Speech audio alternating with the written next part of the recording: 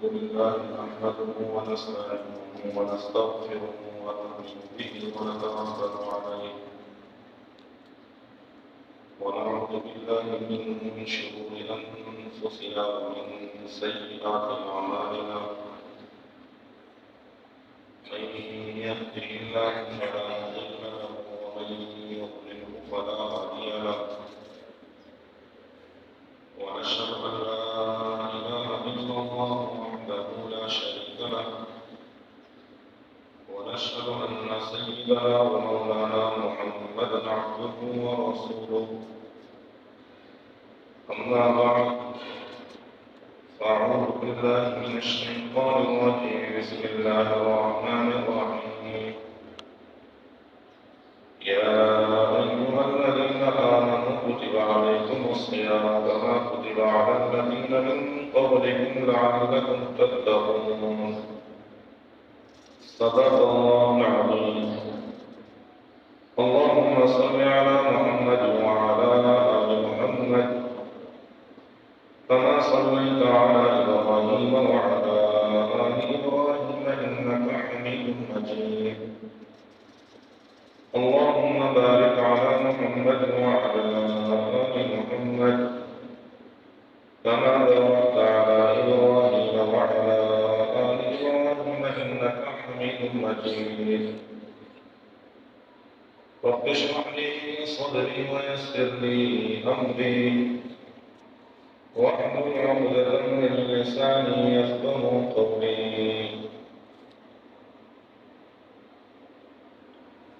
میرے محترم دوستوں اور عزیز سامعین کرام، انسان پورے سال جو زندگی گزارتا ہے، اس 11 مہینے کی زندگی کے اندر انسان پر نفسانی خواہشات غالب آ جاتی ہیں۔ ان نفسانی خواہشات کو اللہ تبارک و تعالی نے مغلوب کر دینے کے لیے اور انسان کی روحانی ترقی کے لیے اللہ تبارک و تعالی نے روزے دیے۔ اس 1 مہینے کی مشق سے انسان جب اللہ تبارک و تعالی کی اتباع کرتا ہے، اللہ کی فرمانبرداری کرتا ہے، اس 1 مہینے کے اندر روزے رکھتا ہے، نفسانی خواہش سے باز رہتا ہے، اللہ کی رضا کے لیے کھانے پینے کو چھوڑ دیتا ہے، اللہ تبارک و تعالی اس کی روحانی ترقی فرماتا ہے، نفسانی خواہشات مغلوب ہو جاتی ہیں اور یہ شخص پورے مہینے روزے رکھنے کے بعد روحانی ترقی کے اوپر گامزن رہتا ہے۔ یہ معاملہ رمضان المبارک کا اور پورے مہینے کا یہ ایک عمومی مشق ہے۔ امت مسلمہ کے ہر عاقل بالغ انسان پر روزے فرض یہ لازمی رکھیے۔ یہ عمومی مشق اللہ تبارک و تعالیٰ کا ہر بندے کے لیے یہی حکم ہے کہ اگر وہ عاقل بالغ سمجھدار ہے تو اس 1 مہینے کے اندر اللہ تبارک و تعالیٰ کے اس حکم کو پورا کر کے اپنی نفسانی خواہش کو مارے گا، اپنی روحانی ترقی کو غالب کرے گا۔ یہ عمومی مشق اللہ تبارک و تعالیٰ اپنے بندوں سے کرواتے ہیں۔ اور میرے دوستو، اس عمومی مشق کی وجہ سے ہوتا کیا ہے؟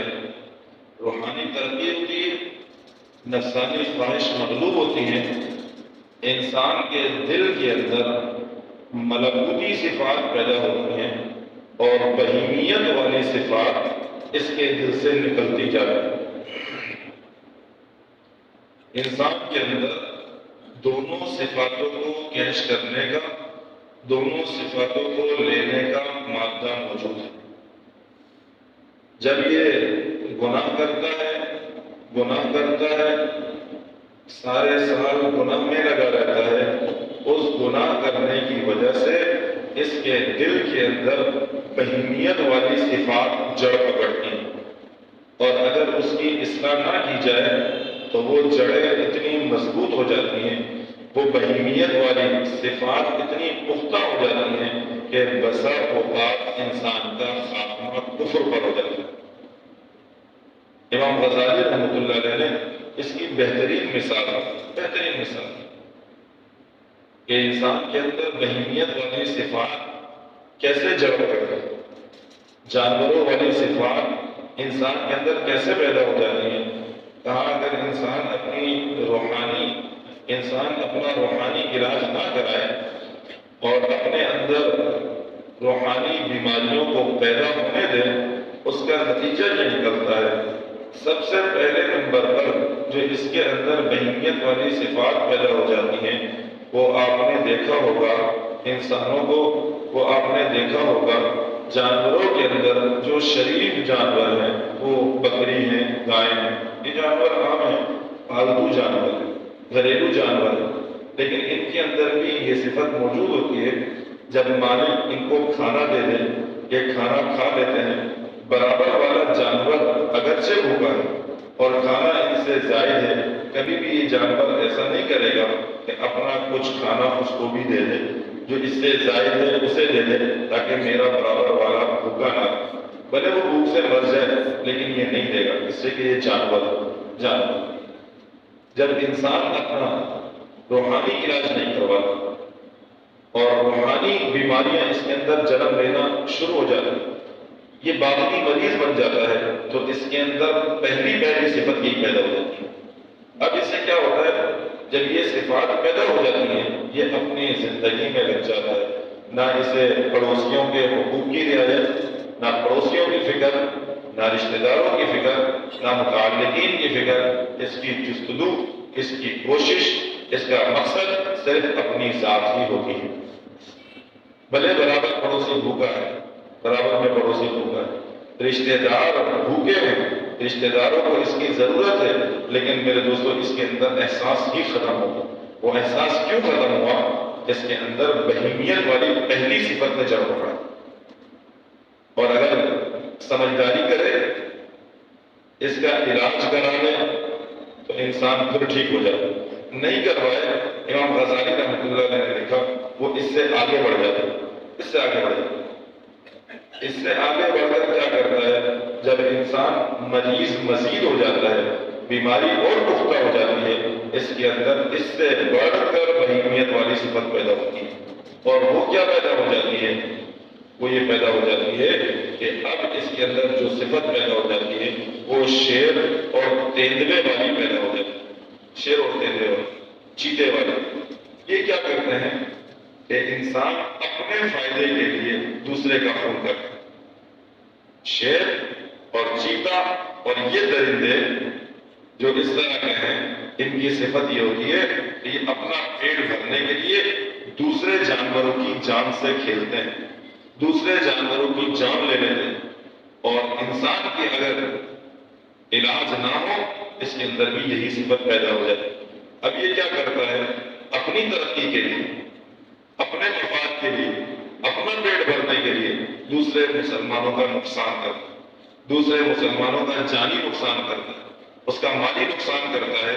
کیوں؟ اس کے اندر جانوروں والی صفات پیدا ہو رہی، جانوروں والی صفات، انسانوں والی صفات اس سے نکل چکی، ملکوتی صفات اس سے نکل چکی، جانوروں والی صفات۔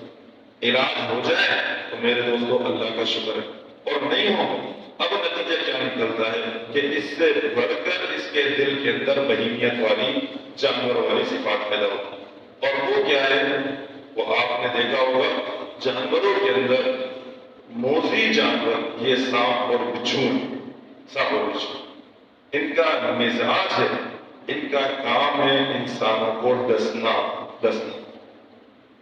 ان کا کوئی فائدہ نہیں ہوتا لیکن بس انسانوں کو ڈسنا ہے، یہ دوسروں کو ڈس لیتے ہیں۔ انسان کے اندر پھر یہ جو صفات پیدا ہو جاتی ہیں، پھر یہ جانوروں والی صفات میں سے بچھو کی اور سانپ کی صفات پیدا ہو جاتی ہے۔ سانپ اور بچھو کیا کرتے ہیں؟ اپنے فائدے کے لیے نہیں، بس ان کا مزاج ہے دوسرے کو کاٹنا۔ اب اس انسان کا بھی مزاج یہ بن جاتا ہے، یہ اپنے فائدے کو نہیں دیکھتا، دوسرے کو نقصان پہنچا کر خوش ہوتا ہے، نقصان پہنچا۔ یہ سب سے اعلیٰ درجے کی بری صفت، جس کو کہتے ہیں بہیمیت والی صفت، بری صفت، بری صفت۔ اور جب اس درجے کی اس کے اندر بہیمیت والی صفات پیدا ہو جاتی ہیں تو میرے دوستو پھر بسا اوقات اس کے اندر سے احساس کا مادہ ختم ہو جاتا ہے، اس کا ایمان سلب کر لیا جاتا ہے، بسا اوقات اس کا خاتمہ کفر پر ہوتا ہے، کفر پر ہوتا ہے۔ کہنے کو تو مسلمان تھا لیکن مرتے وقت زبان سے کلمہ کفر ادا کرتا ہے۔ تو اسی لیے ہر وقت انسان کو اپنے اندر کا جائزہ لینا چاہیے، دیکھتا رہے میرے دوستو کہ میرے اندر کون سی والی صفات ہیں، اور اگر جو انسان اپنی برائیوں کا علاج کرتا رہے، اپنی روحانی بیماریوں کا علاج کرواتا رہے، اس کے اندر بہیمیت والی صفات نہیں ملکوتی صفات پیدا ہو۔ اور اسی مشق کے اللہ تبارک و تعالیٰ نے روزے دیے تاکہ انسان کے اندر سے کیا ہو، یہ جو پورے سال کے اندر، پورے سال 11 مہینے میں اس کے اندر مختلف بیماریوں نے جڑ پکڑا، مختلف گندی بیماریوں نے اس کے دل میں جڑ پکڑ لی، مختلف بیماریاں اور برائیاں اس کے دل میں پیدا ہو چکی ہیں، تاکہ اس ایک مہینے کی مشق سے وہ برائیاں نکل جائیں، وہ بیماریاں ختم ہو جائیں، اور اس کے اندر سے بہیمیت والی صفات نکال کر اللہ تبارک و تعالیٰ ملکوتی صفات کو پیدا کرے، ملکوتی صفات۔ اور جب یہ ملکوتی صفات پیدا ہوتی ہے، سمجھیے اس بات کو، انسان کا دل اللہ تبارک و تعالیٰ کی تجلی کا مرکز ہے۔ اس دل کے اندر یا تو اللہ تبارک و تعالیٰ کی تجلی ہوگی، یا انسان اسے گندا اور خراب کر کے شیطانی وساوس اور گناہ کو پیدا کرے۔ جب اللہ کی تجلی آتی ہے، یہ ساری ظلمتیں، یہ بیماریاں اور یہ شیطانی وساوس، یہ برے خیالات، یہ سب چھٹ جائیں۔ یہ اللہ کی تجلی کا مرکز ہے۔ انسان روزے رکھتا ہے کس لیے؟ تاکہ اللہ کی تجلی کے مرکز کو حاصل کر لے، تاکہ اللہ کی تجلی کو حاصل کر لے۔ روزے رکھ رہے تاکہ اس کے اندر سے بہیمیت والی صفات نکل جائے، اس کے دل کے اندر ملکوتی صفات، فرشتوں والی صفات پیدا ہو جائیں، اس کے جی کے اندر اچھی صفات پیدا ہو جائیں۔ اس کے لیے انسان روزہ مشق کر رہا ہے۔ اس ایک مہینے 11 مہینے کے اندر جو خرابی آ گئی تھی، اب اس خرابی کی اصلاح کر رہا ہے اور اس خرابی کو ٹھیک کر رہا ہے، اس لیے روزے رکھ رہا ہے تاکہ وہ گندی بیماریاں چھٹ جائیں۔ تو میرے دوستو، روزے سے انسان کو یہ فائدہ حاصل ہوتا ہے، اس کے دل کے اندر ملکوتی صفات پیدا ہوتی ہے، یہ اللہ کی تجلی اس کے دل میں پیدا ہوتی ہے۔ یہ عمومی مشق روزے رکھے ہیں، اللہ کی تجلی کا مرکز دل ہے۔ رمضان آتے ہی اس نے توبہ کر لی، دل کو صاف کر لی۔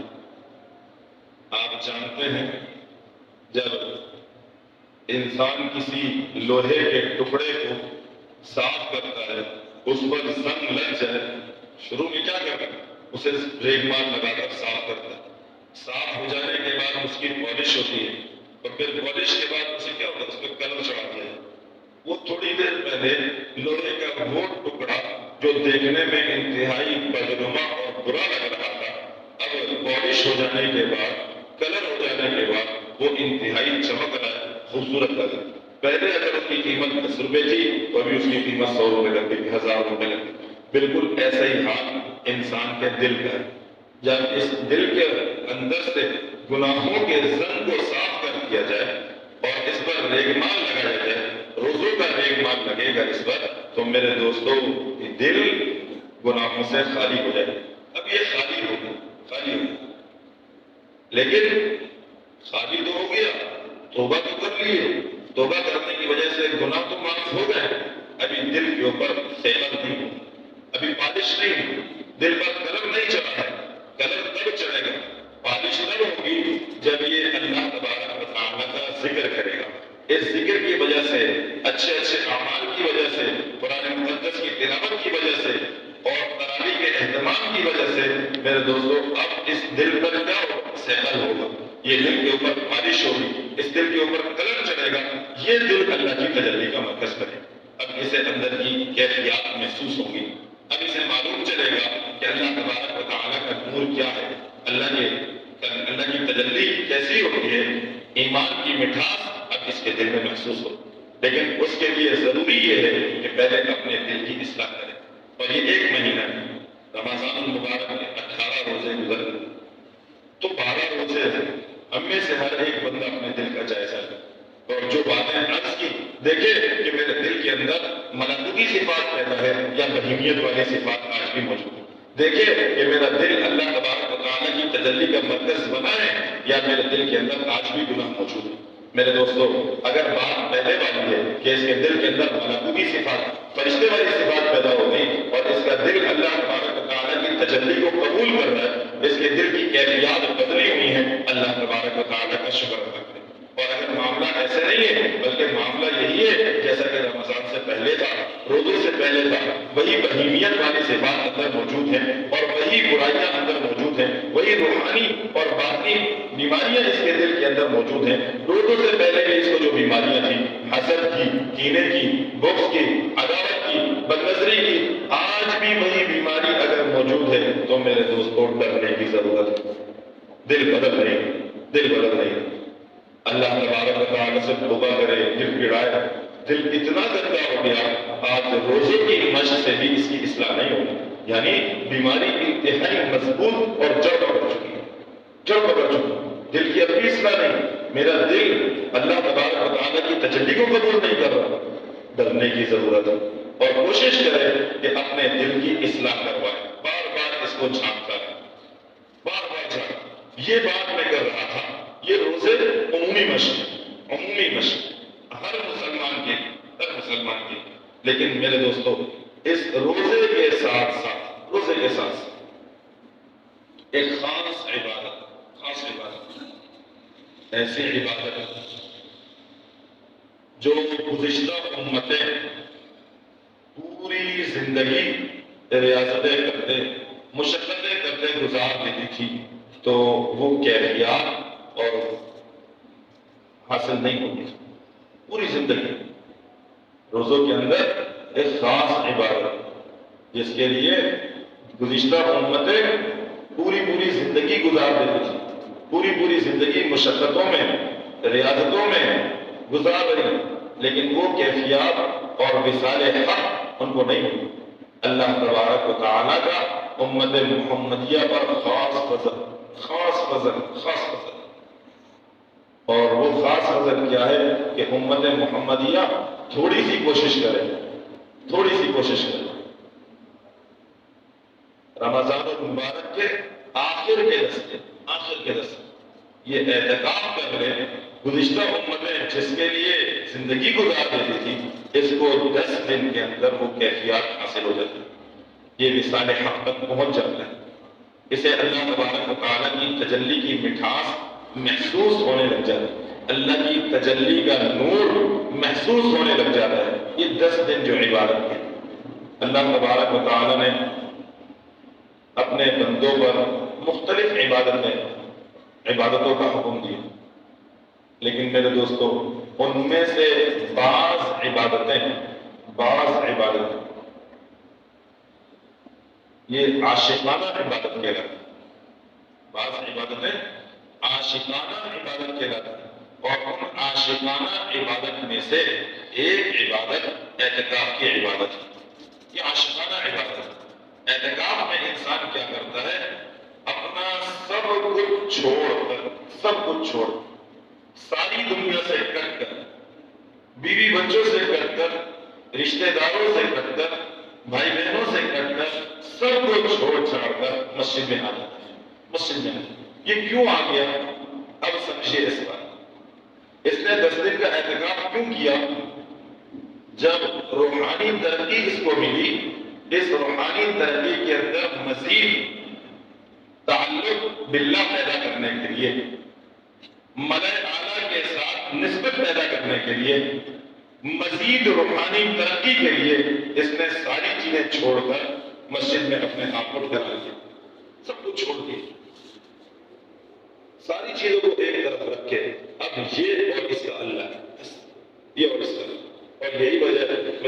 معتکف کی بڑی فضیلت ایک معتکف جب مسجد میں موجود ہے اعتکاف کیا ہے، اس اعتکاف کرنے کی وجہ سے اس کا سونا بھی عبادت، اس کا کھانا بھی عبادت، اس کا پینا بھی عبادت، اس کا ہر عمل عبادت بن جاتا ہے، ہر عمل عبادت بن جاتا ہے۔ اس لیے اس نے اللہ کے لیے سب کچھ چھوڑ دیا۔ اور ایک روایت میں آتا ہے پیارے پیغمبر صلی اللہ علیہ وسلم نے ارشاد فرمایا جو شخص سنت اعتکاف کر لے اسے 2 حج 2 عمروں کا ثواب ملے، 2 حج 2 عمروں کا ثواب۔ ایک روایت میں پیارے پیغمبر صلی اللہ علیہ وسلم نے ارشاد فرمایا اعتکاف کرنے والے جو بعض نیکیوں سے رہ جاتے ہیں، غیر معتکف باہر ہے تو وہ جنازے میں چلا جائے گا نیکی، غیر معتکف باہر ہے تو مریض کی عیادت کے لیے بھی چلا جائے گا۔ اللہ کے رسول صلی اللہ علیہ وسلم نے ارشاد فرمایا معتکف اعتکاف میں رہتے ہوئے جن عبادتوں سے رہ جاتا ہے اللہ تبارک و تعالیٰ اسے اس کا بھی اجر عطا فرماتا ہے، اس کا بھی اجر عطا فرماتا ہے۔ کتنی عظیم عبادت! آپ اندازہ لگائیے کہ اعتکاف کرنے کی وجہ سے بندے کو کیا کیفیت حاصل ہوگی، کیا کیفیت حاصل ہوگی۔ نبی اکرم صلی اللہ علیہ وسلم نے جو سب سے پہلا اعتکاف کیا وہ آپ علیہ السلام نے غار حرا میں کیا، غار حرا یہ پہلا اعتکاف ہے۔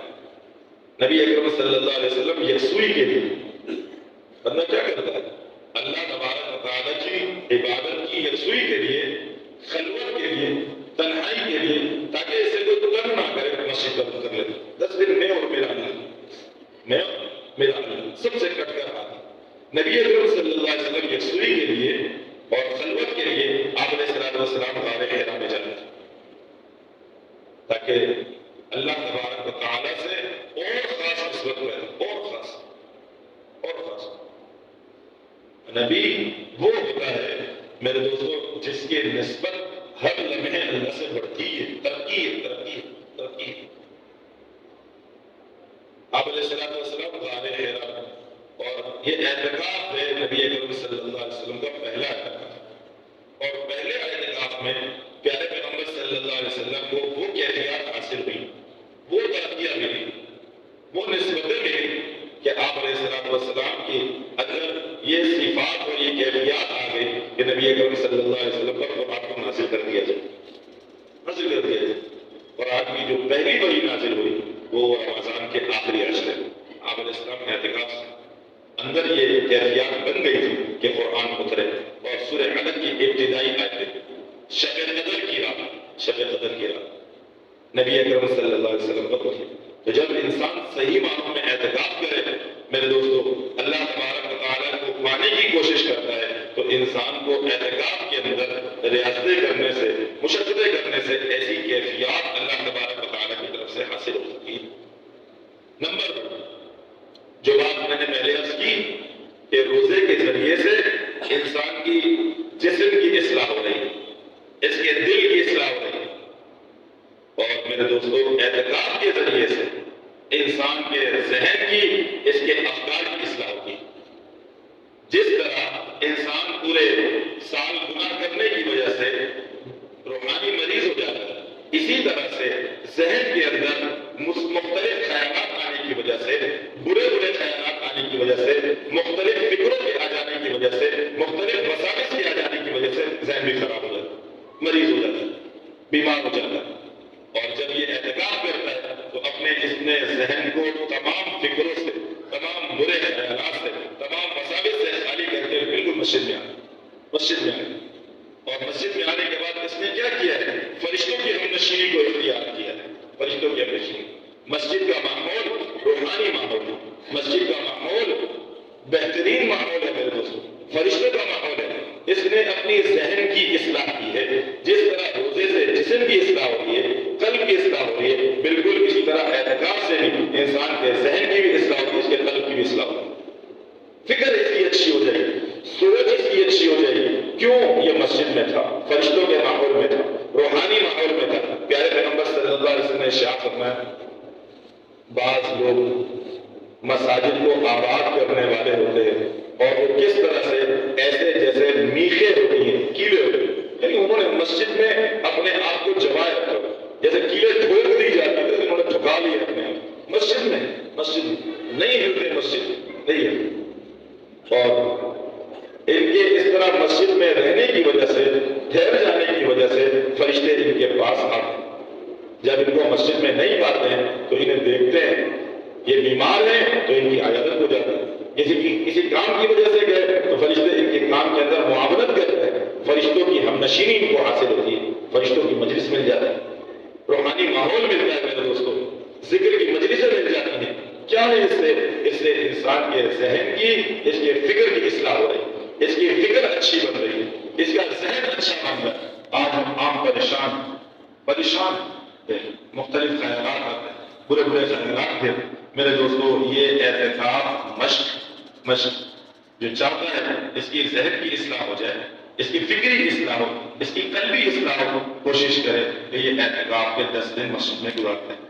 آپ اس کی اہمیت کا اندازہ اس سے لگائیے، خود پیارے پیغمبر صلی اللہ علیہ وسلم نے اعتکاف فرمایا، نبی اکرم صلی اللہ علیہ وسلم نے اعتکاف نہیں چھوڑا۔ ہر سال آپ علیہ السلام 10 دن اعتکاف فرماتے تھے۔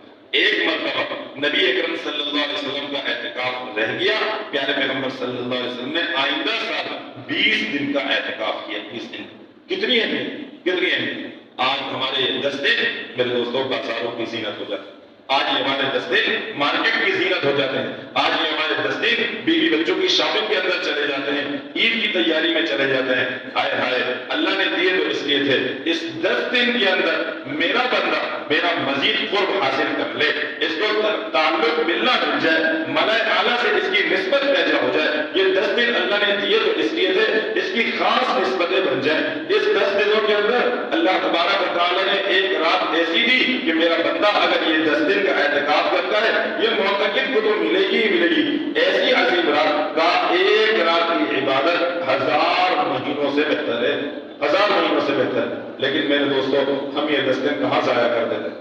ذرا تھوڑی دیر کے لیے اپنے سینوں پہ ہاتھ رکھ کے سوچیے، ہمارے یہ 10 دن کہاں گزر جاتے، ہم یہ 10 دن کہاں لگاتے ہیں؟ اللہ نے یہ 10 دن کس لیے کیے؟ اس بات کا عزم کیجیے، کہ ہمارے یہ 10 دن مسجد میں گزرے، ہمارے یہ 10 دن اعتکاف میں گزرے۔ ہم بھی اللہ کو چاہتے ہیں، ہم اللہ کو پانا چاہتے ہیں، ہم اللہ کو چاہتے ہیں، لیکن میرے دوستو شیطانی وساوس کا شکار ہے۔ ہم اللہ کو چاہتے ہیں لیکن نفسانی خواہشات ہم پر غالب ہیں۔ کون نہیں چاہتا؟ کون سا مسلمان اپنے اللہ کو نہیں چاہتا؟ جس کے دل کے اندر ذرہ برابر میں ایمان ہے، اللہ کو چاہتا ہے، اللہ کو پانا چاہتا ہے، اللہ کو لینا چاہتا ہے، لیکن میرے دوستو اللہ کو لینے کے، اللہ کو پانے کے اسباب کو ہم اختیار نہیں کرتے۔ آپ کے سامنے صورتحال ہے جو اس وقت امت پر سوال کرتے کرتے نوعیت یہاں تک آج کفر ایسا کندرا کر، آج مسلمان جس بربریت کا اور مظلومیت کا شکار ہے، ہر دیکھتی آنکھ اس نظارے کو دیکھ رہی ہے۔ میرے دوستو کیا اب بھی ہم عقل کے ناخن نہیں لیتے؟ کیا اب بھی ہم اپنے اللہ کو راضی نہیں کریں گے؟ کیا اب بھی ہم اپنے اللہ کو پانے کی کوشش نہیں کریں گے؟ کیا اب بھی ہمارے دلوں کے اندر کفر کی محبت ہوگی؟ کیا اب بھی ہم اسلام کو دہشت گرد ہوتے ہیں؟ ان سب باتوں کو سمجھنے کی ضرورت ہے اور اس بات کا عزم کیجیے۔ ابھی 2 دن باقی ہیں، ہزاروں خیالات آئیں، جاب کا مسئلہ ہے، فلاں کا مسئلہ ہے، یہ مسئلہ ہے، وہ مسئلہ ہے۔ یاد رکھ لیجئے جب آپ کا عزم مضبوط ہوگا، جب آپ کا عزم پختہ ہوگا، یہ سارے خیالات مغلوب ہو جائیں گے، آپ کا عزم غالب ہو جائے گا۔ لیکن اگر آپ نے صرف اپنے آپ کو تسلی دینی تو میرے دوستو باقی خیالات غالب ہو جائیں گے، آپ کا عزم مغلوب ہو جائے گا۔ تو ضرورت اس بات کی ہے اپنے عزم کو غالب کیجئے، اپنی نفسانی خواہشات کو مغلوب کیجئے۔ عزم اس بات کا کیجئے کہ یہ 10 دن ہم اللہ تبارک و تعالیٰ کو دے دیں گے، دنیا سے کٹ کر، سارے جہان سے کٹ کر ہم اپنے اللہ کو دیں، ہم اپنے اللہ کو منانے آ جائیں۔ اللہ ہم سے ناراض جو نوعیت ہمارے اعمال کی ہے میرے دوستوں، اور جو صورتحال اس وقت امت مسلمہ کی نظر آتی ہے، لگتا ایسا ہے، محسوس یوں ہوتا ہے کہ اللہ ناراض ہے۔ اللہ اس وقت رمضان کی مبارک گھڑی ہے، آخر کا عشرہ ہے، ضرورت اس بات کی ہے ہم اپنے اللہ کو راضی کریں، اپنے اللہ کو راضی کر لیں۔ تو اس بات کا عزم کر لیجئے کہ یہ جو آخر کے 10 دن ہیں، ہم سارے کاموں کو، ساری چیزوں کو ایک طرف رکھ کر اپنے اللہ کو دیں گے۔ یہ 10 دن ہم سنت اعتکاف کریں گے، یہ 10 دن ہم باقی دنیا سے کٹ کر اپنے اللہ کے لیے سب کچھ قربان کر دیں گے اور اپنے اللہ کو منا کر چلیں گے